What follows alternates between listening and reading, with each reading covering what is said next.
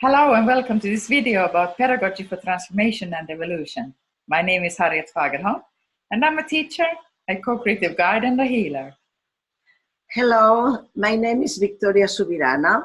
I'm from Spain, but I spent 30 years of my life working in Nepal with the destituted children and their families.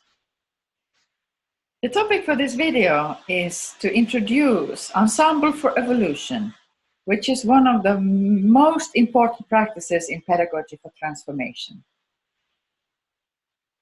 And I have been using it now myself during 1 week only, and it has already made a huge difference in my own daily life. So Victoria, what are the principles of Ensemble for Evolution? The principles of Ensemble for Evolution that took a new name because when I was working with this material, with this exercise, with this activity in the schools, it was morning assembly, gathers the children of the school and the community around, parents, shopkeepers, other members around, even some people from the education sector can come and join the ensemble. And it's a half an hour concentration on the thoughts that we want to materialize. The first idea is that a thought first becomes an expression, verbal expression, and then if you work in the proper way and using the right tools, it materializes as an accomplished objective.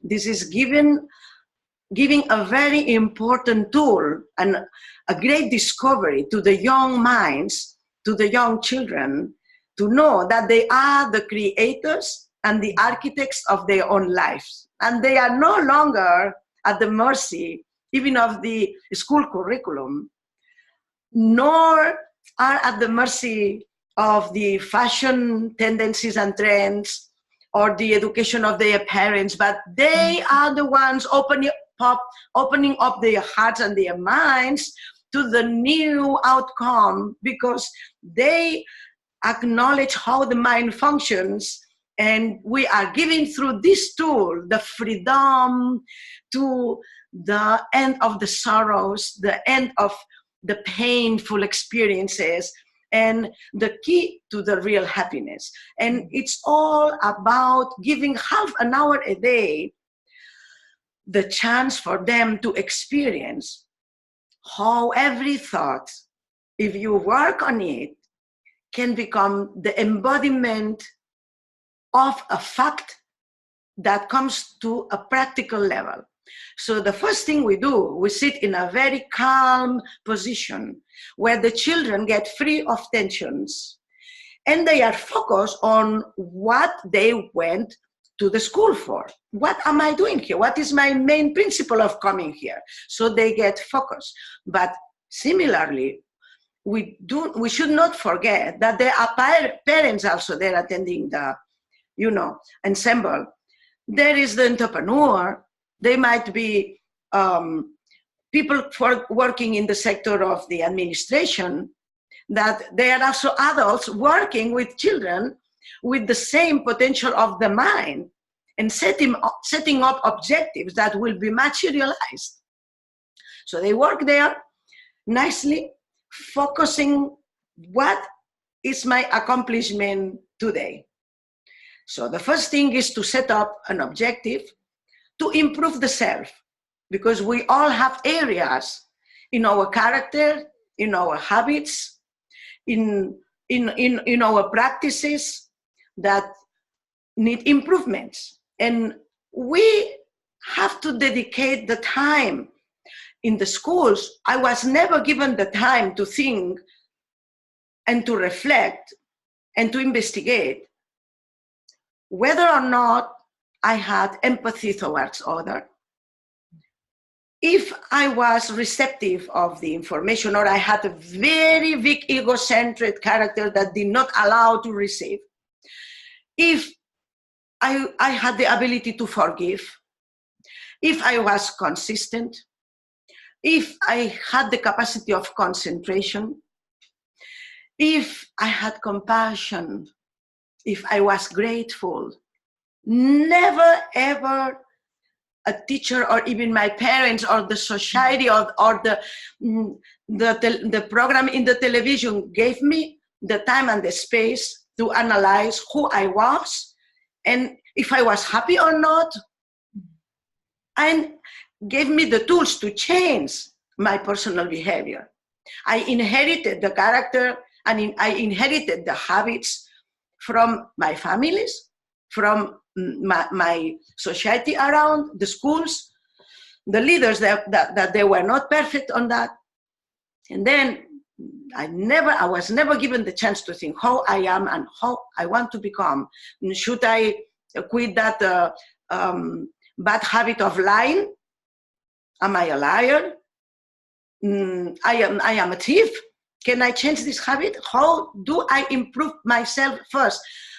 And no longer, when you work in that way, you escape from your own responsibility of becoming the person you want to be. You cannot say, oh, because you know my family, the Subiranas, with the Subiranas, Victoria Subirana, the Subiranas, we are very stubborn. No.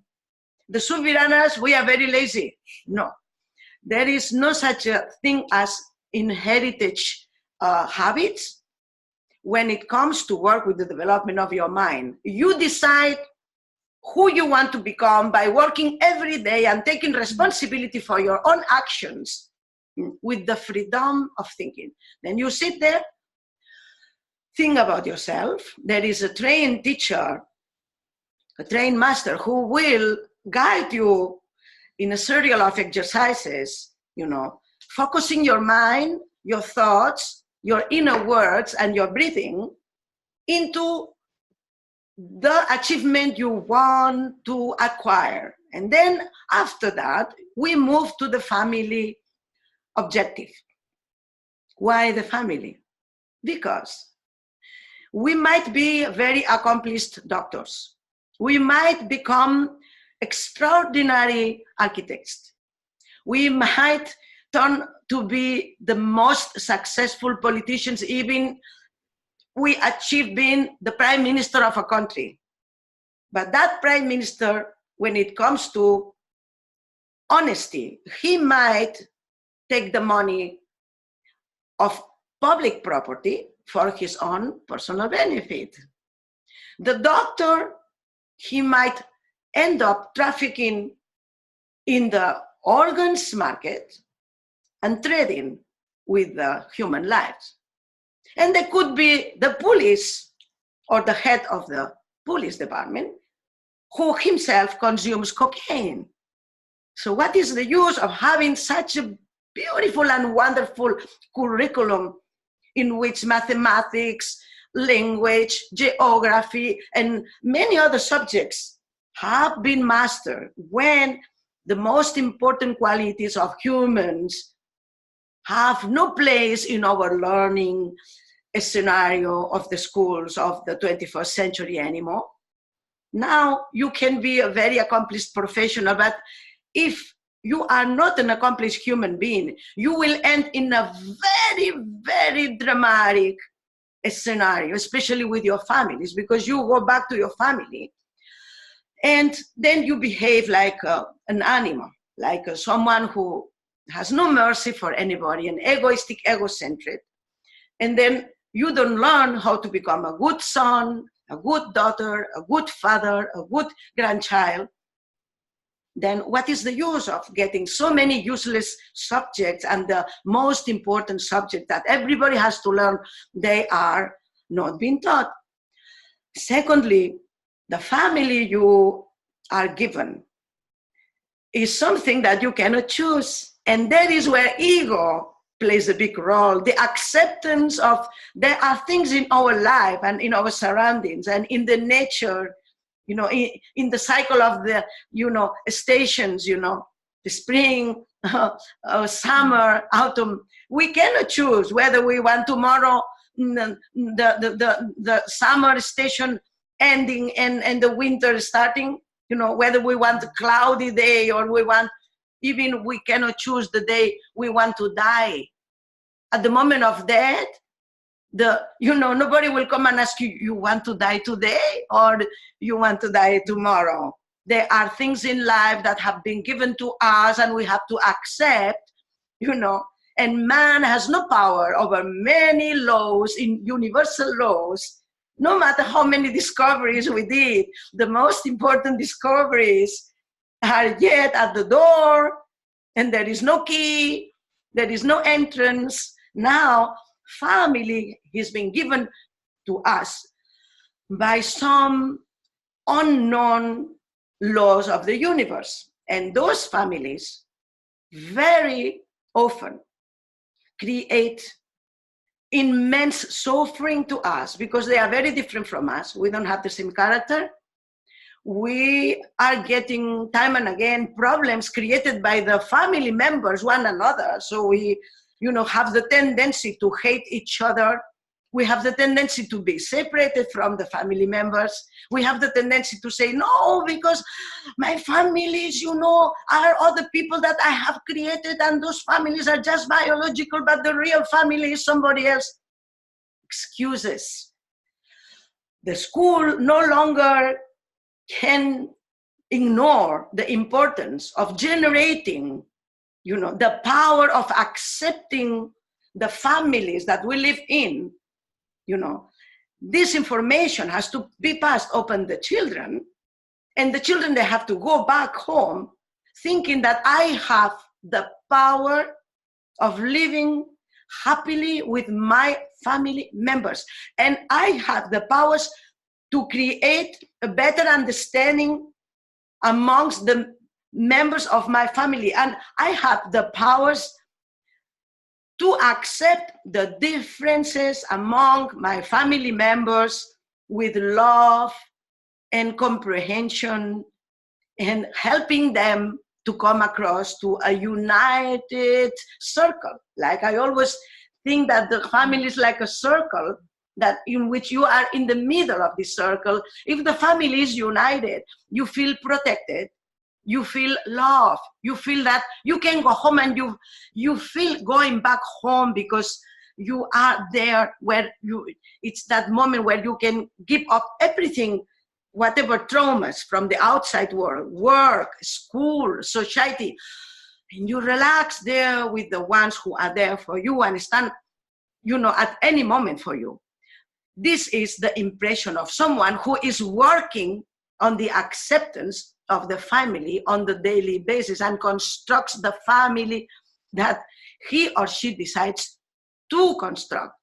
It gives an emanation of self-security, self-esteem, protection. But the families which are not working on these principles, the circle opens up, but opens up for your enemies even to come in. So when you have problems in the outside of your family, at your workplace, in the school, in the society, very often, those who are not protected by the love emanating due to the solid relations with your family members, you emanate disaster, you emanate being vulnerable to the world, and your enemies will come inside your family, join forces with your family members who do not like you, and then there you are in a big disaster, in the most chaotic sentiment of loneliness and despair. So the second objective will be observing and analyzing why my family members are like that, why they come to attack me, why they are not like me.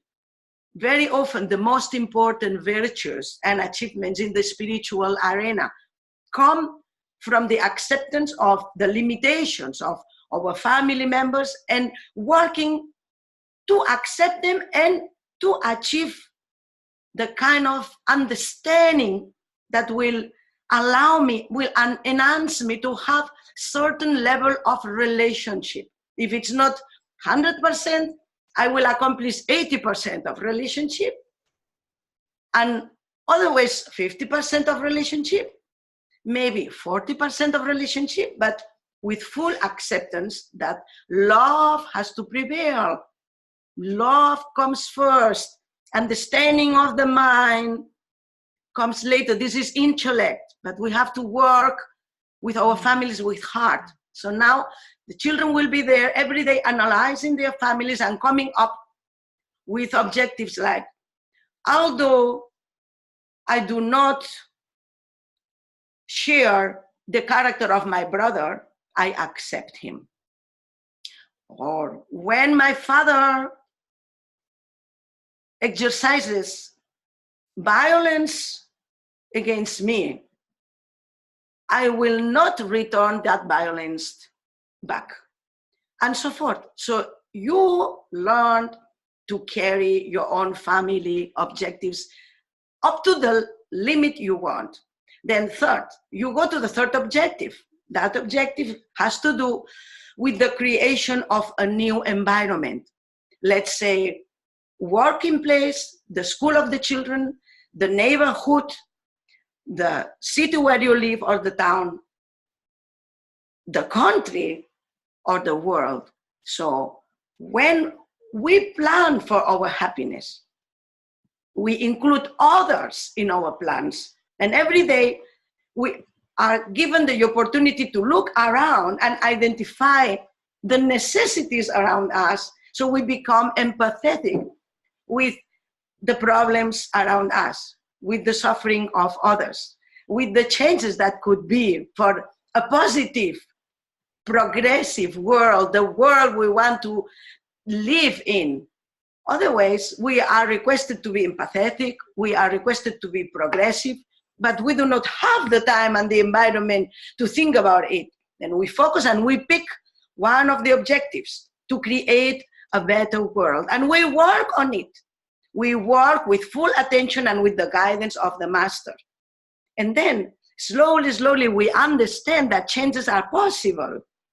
And are possible because we bring them into a concrete level of existence in such a way that your objectives no longer is something intellectual here, but from your first thought of improving some area of the three I mentioned, that objective goes to your agenda. So you write down, today I have to work on my personal objective and I have to do this, that, and that, as concrete as when you plan to go for a dentist appointment. You have to reach to that level of concretion. Or on Tuesday, I have decided to do this to my mother, for her to be happy.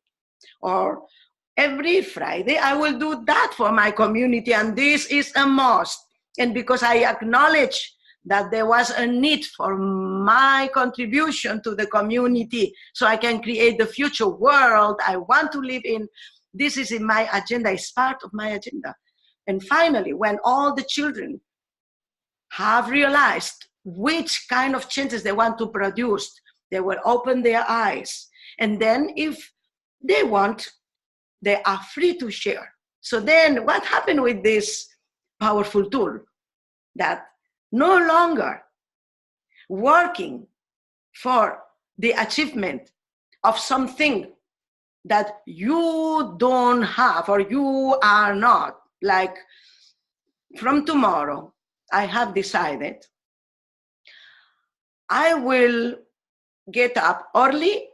So when you get up early, it's because you are working on your consistency, without my mother, having to come and put the alarm watch. I will be responsible for my own growth. And when you have decided to do that, and you stand in front of an audience, and you, first of all, you acknowledge that you have been lazy, you have not been consistent, no longer you feel guilty about it, because this is a learning subject which you are going to achieve, and your colleagues, your friends are not going to point to, oh, look, you are lazy, you are not consistent, you are not good. No, it becomes a part of the learning environment. And your colleagues instead of making fun of you, they will be able to help you in your achievements. The same way, when you don't know, the multiplication tables, your friends will come then and might give you a hand. Then if you work in that way, you can give the environment, the proper environment for the children, not to be ashamed of their mistakes, but to take it as a learning, any other learning subject. You can never force a child to share an objective that he or she doesn't want to share.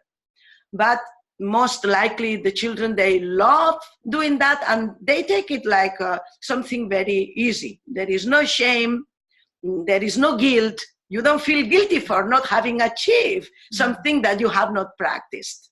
Then there are another two very important subjects. One is the asking for forgiveness. There is a moment where the children stand there and they say sorry to someone or sorry for something they have committed. Then when in the classroom there is a problem with a group or with two children, the teachers, they have a tool to refer for the Ensemble for Evolution. For example, tomorrow, you, Christina, might come up with an objective for the damage you caused to your friend because you had an issue. So tomorrow you will, in the morning, Ensemble for Evolution, you'll be there to settle whatever problems you have. So many times we are asked to say sorry for something, but sorry is a learning process. You don't learn to say sorry if you are not used to, because it has to do with the ego and the shame, and inferiority complex. Moreover, we always end up the sessions by paying gratitude to something. So I say, is there anybody who would like to say thanks for anything?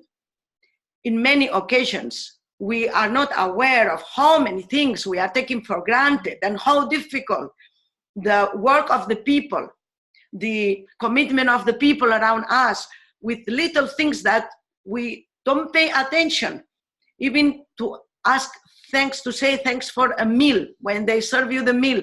How difficult to go and make the list of, to go for the supermarket, bring it home, then cut the vegetables, cook the rice, make the food, set up the table. My God, if all those little actions are being acknowledged every day by the children, we will create children that, rather than complaining about what they don't have, they will be grateful for what they got. And then there is where abundance comes in.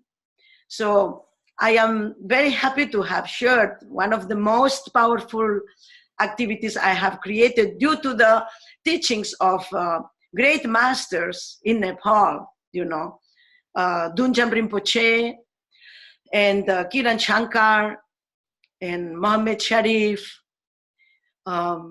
many other spiritual teachers that taught me different techniques. So I gathered them and I assembled them, I put them together. And thanks to that, I think thousands of children in Nepal who were deprived of the willpower of thinking in a free, in a free motion, that they were inducted, poisoning the mind, inducted into very archaic tendencies. Thanks to this tool, they have been able to get free of all the boundaries and become great professionals and human beings. Yes, and as I said in the beginning of the video, I have been now practicing it together with my team here, and I see so many benefits. So my first intuitive thought, Victoria, was that if we can spread this practice, we could change the world with only 30 minutes a day. Yes. So this is our big goal of spreading this practice. There are several elements in it, like the ability to visualize and to really focus on your sensations in your body, so that you can go inwards of focusing your mind and to clarify your goals. As I noticed, that's a skill I have not learned either, to really make the goals you want to work for, both on the individual level, the level in your family, and in your work or in the society. That what are the goals? Because when the goals comes from your heart, you will also put love into your actions. When you yourself have decided what you want to do, and you know the reason why, and you feel the joy of contributing to the well-being of others, to the well-being of your family, and to the well-being of yourself. And what I feel is so powerful is these three levels. That first you work on yourself, because that's really the only place where you can really make a huge difference. You can change your attitude to almost everything. And most spiritual teachings are really about this. It's not about what happens to you, and that some might be easy to say, I know, but still it's about what you do with it. What are the lessons, and how can you transform your adversities into your strengths and assets? And with this practice, it's possible. And you get the support of the community as well. So there are so many good elements here, what I want to encourage everyone to learn. So thank you for being with us, and good luck with your practices. Thank you.